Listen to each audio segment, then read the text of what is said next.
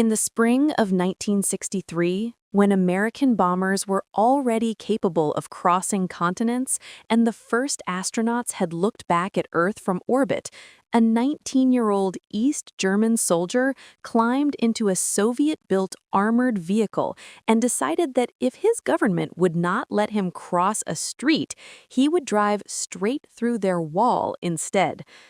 On one side of the Iron Curtain, the Cold War was measured in megatons and Mach numbers, in U-2 spy planes and sleek fighters parked on long runways in places like Texas and California. On the other side, in the gray streets of East Berlin, it was measured in poured concrete, searchlights, and young men with rifles told that their job was to stop their own people from ever leaving. His name was Wolfgang Engels, and he was supposed to be one of those young men guarding the prison. Instead, he became the man who tried to break it with a captured piece of Soviet hardware, using the very symbol of communist power as his battering ram. To understand what he did, you have to picture the world he grew up in. Wolfgang was born in 1943 in Dusseldorf, in the middle of the Second World War, when Allied bombers still thundered over German cities and tanks rolled across Europe. By the time he was old enough to remember anything clearly, Germany was no longer one nation, but two, a capitalist democracy in the West under American protection, and a socialist dictatorship in the East under the shadow of Moscow. The United States answered that new division with a flood of technology and money, the Marshall Plan rebuilding Western cities, factories churning out consumer goods, jets and missiles pouring into NATO inventories, and a space program racing the Soviets to the moon. In the East, the answer was different. The East German regime, the GDR, built a different kind of monument. A wall designed not to keep an enemy out, but to keep its own citizens in. On August 13, 1961, barbed wire and concrete cut through Berlin like a scar. Over the next months, that improvised barrier evolved into a system of fortifications, parallel walls, anti-vehicle obstacles, floodlights, watchtowers, mines in some sectors, and a broad exposed strip of sand and gravel in between, the death strip, where footprints were easy to see and running meant gambling with your life. Nowhere else on Earth did the Cold War feel so physical, so close to the skin, as along that line of stone and steel. For a young man like Wolfgang, East Berlin in the early 1960s was a place where the future felt decided for you. Jobs were assigned inside a planned economy. Travel to the West, once possible across a relatively open border, was now locked behind permits that ordinary people rarely received. The propaganda posters promised a bright socialist tomorrow, but the wall outside the window suggested a different story. Sometime in those years, Wolfgang moved into that story. He became a driver and mechanic for the National People's Army, the NVA, working in Berlin. He drove officers where they needed to go. He learned how to maintain and operate Soviet-designed vehicles. And, like many conscripts, he saw more of the system from the inside than the slogans on the walls ever admitted. He helped lay out barbed wire and set obstacles along the border, turning ordinary streets and backyards into militarized no-man's lands. He watched fellow Germans on the other side of the wall move freely, while he, in uniform, could not cross a few yards of concrete without permission. As he later put it, the more he saw, the less he believed. Meanwhile, across the Atlantic, Americans watched Berlin on their television sets as a front line of their own story. They saw President Kennedy visit in 1963, declaring "Ich bin ein Berliner," and they knew which side of the wall they were on, morally and technologically. They were building aircraft that could fly higher and faster, missiles that could cross oceans, and computers that were beginning to shrink from room-sized monsters into tools. To them, the wall was a symbol of a system so afraid of its own people that it had to hide them behind concrete. Inside that system, a 19-year-old driver was quietly deciding that he would not die behind that concrete.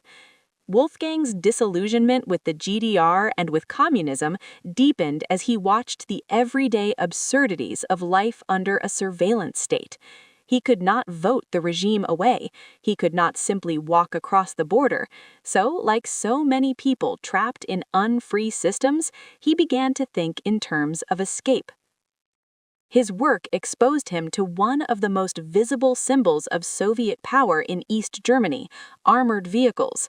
In particular, he became familiar with the BTR-152, a Soviet-designed six-wheeled armored personnel carrier used to move infantry. The BTR wasn't a tank with a big cannon on a turret. It was essentially a heavy, open-topped steel box on wheels, protected against small arms fire and shrapnel, but not designed to fight main battle tanks. Still, compared to a man on foot, it was a juggernaut.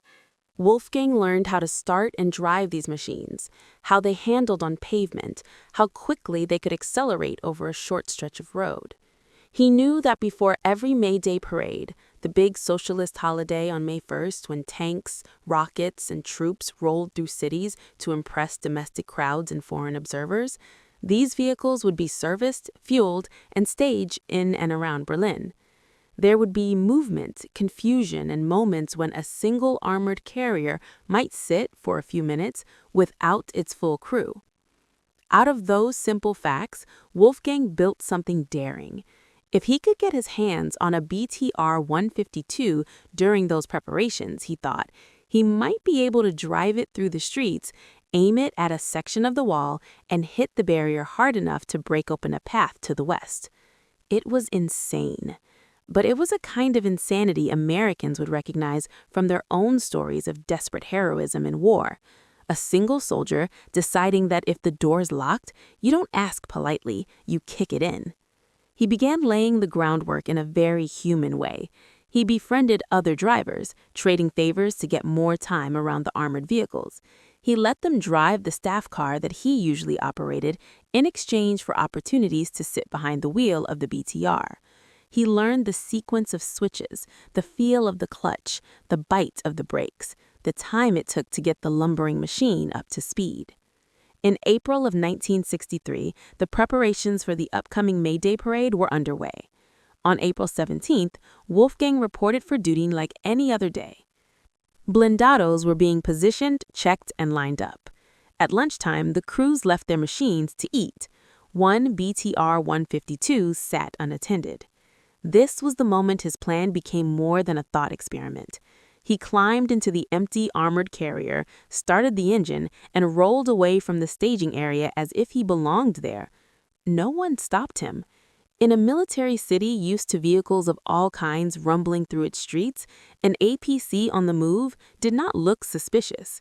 Traffic police even helped clear his path, assuming he was on an authorized mission. For a few minutes, he was a 19-year-old at the wheel of a Soviet war machine, driving not for the glory of the parade, but for his own survival.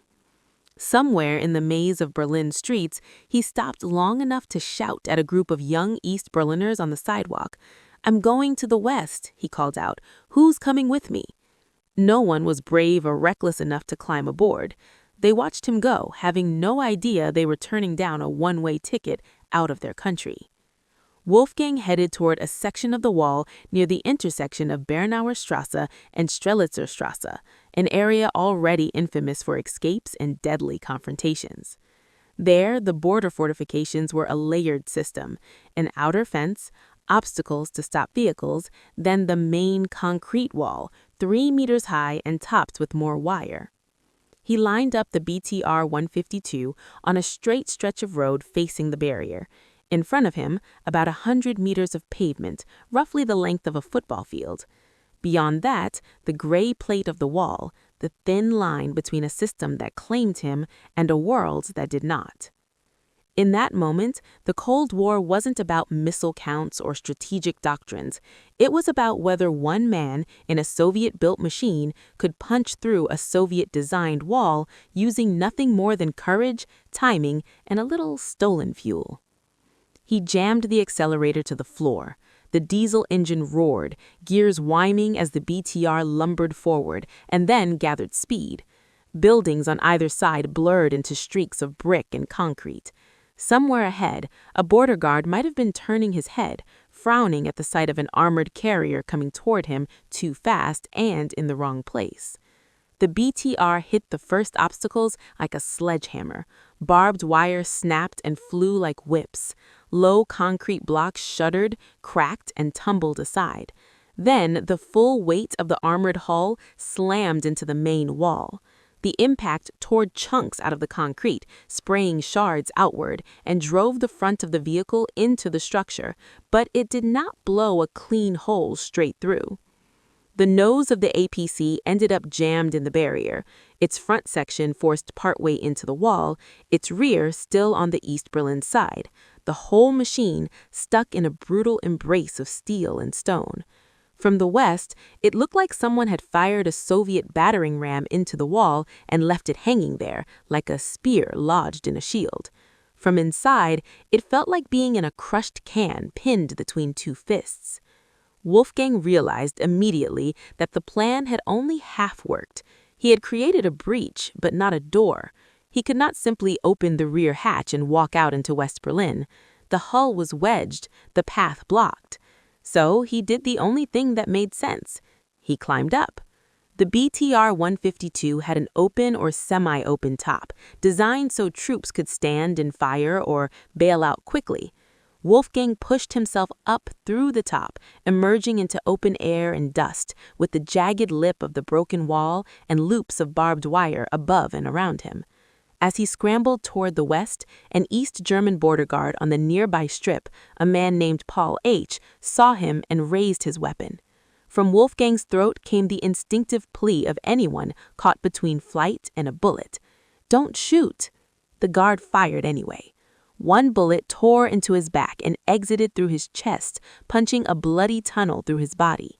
Fragments of concrete and ricochets slashed into his hand. He fell into the tangle of barbed wire, half in, half out of the wall he had just tried to kill. In those few seconds, the Cold War stopped being abstract. It wasn't about who had more nukes or who had put more satellites into orbit. It was about a kid bleeding out on wire that his own government had stretched across his path. Instinct drove him back down into the armored shell for cover.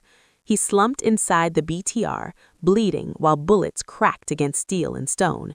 He knew that if he stayed where he was, the next volley might finish what the first had started.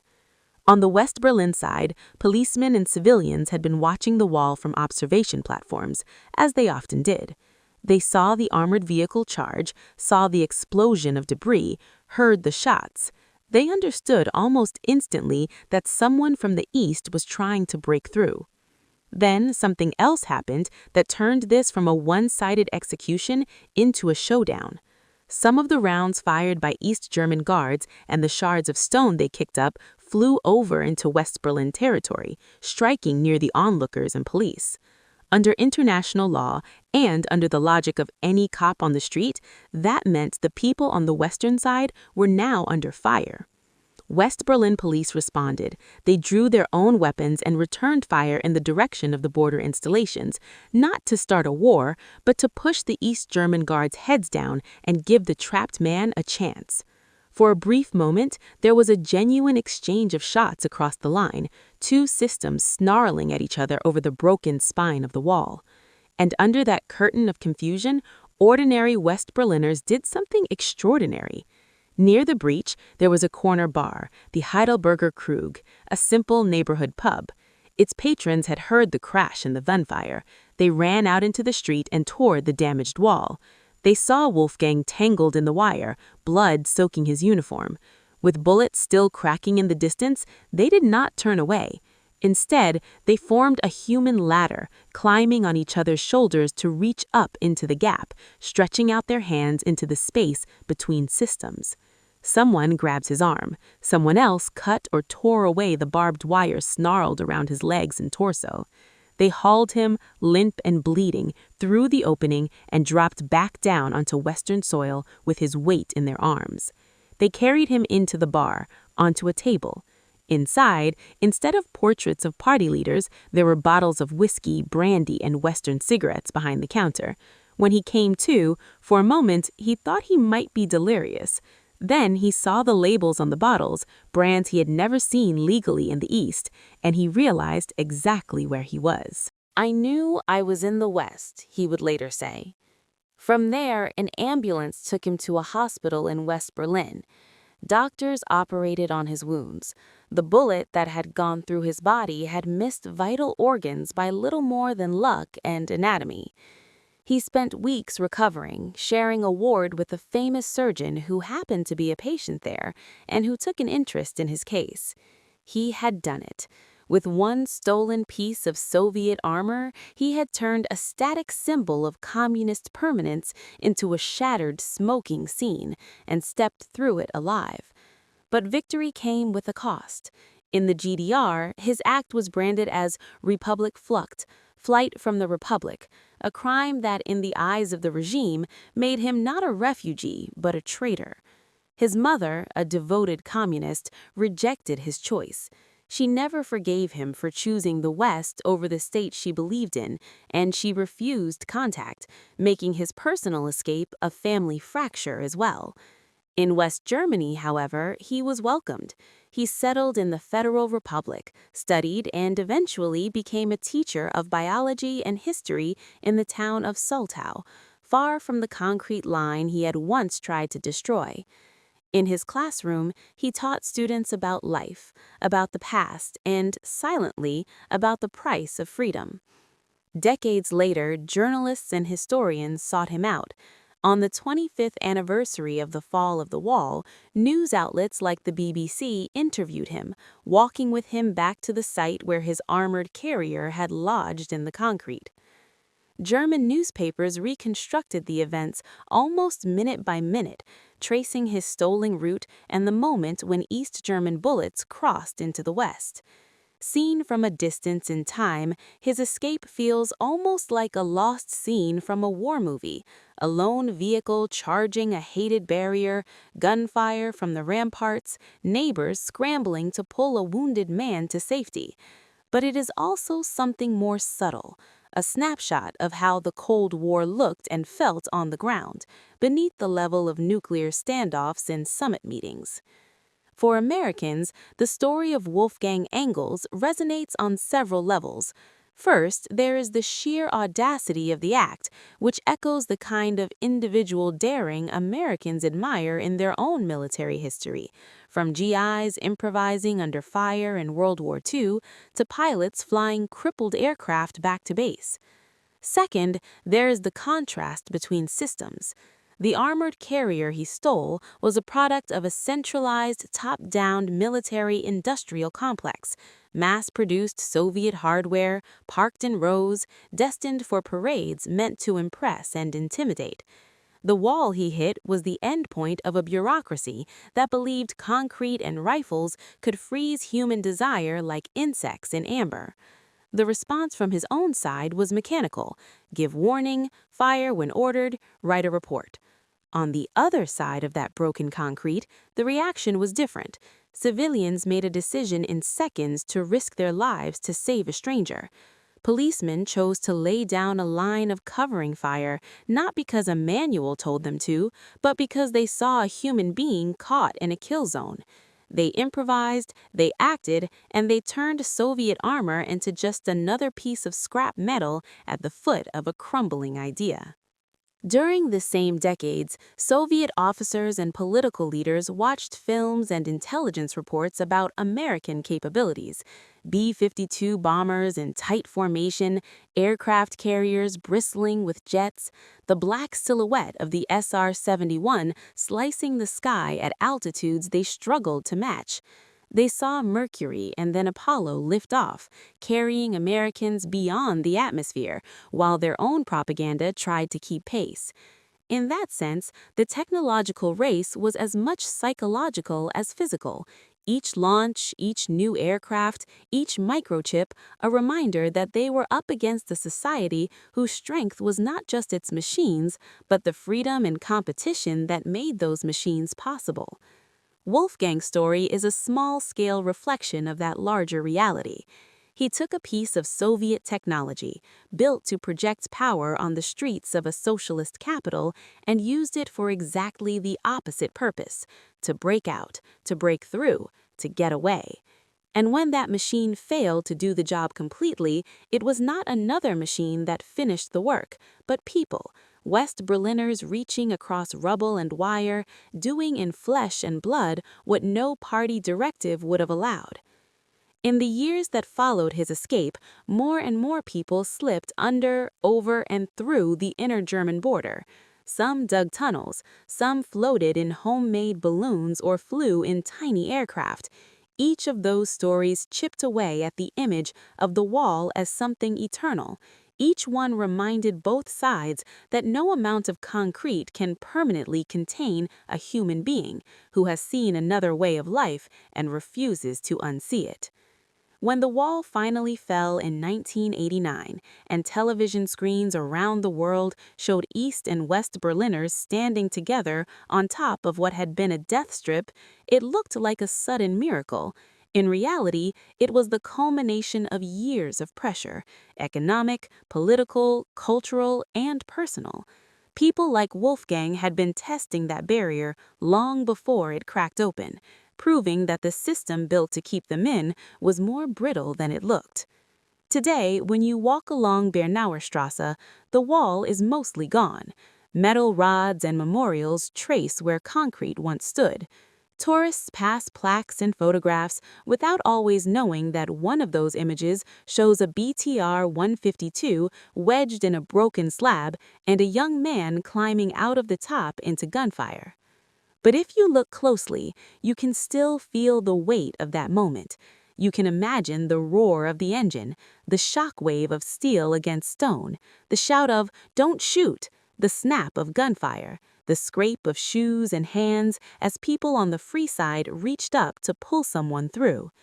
In a century defined by massive armies and enormous technologies, Wolfgang's escape is a reminder that sometimes the decisive weapon is not the biggest bomb or the fastest plane, but the decision of an ordinary person to say, "Enough." It is the story of a soldier who took a Soviet armored vehicle and drove it not into an enemy, but into the lie that his country could seal him off from the rest of the world.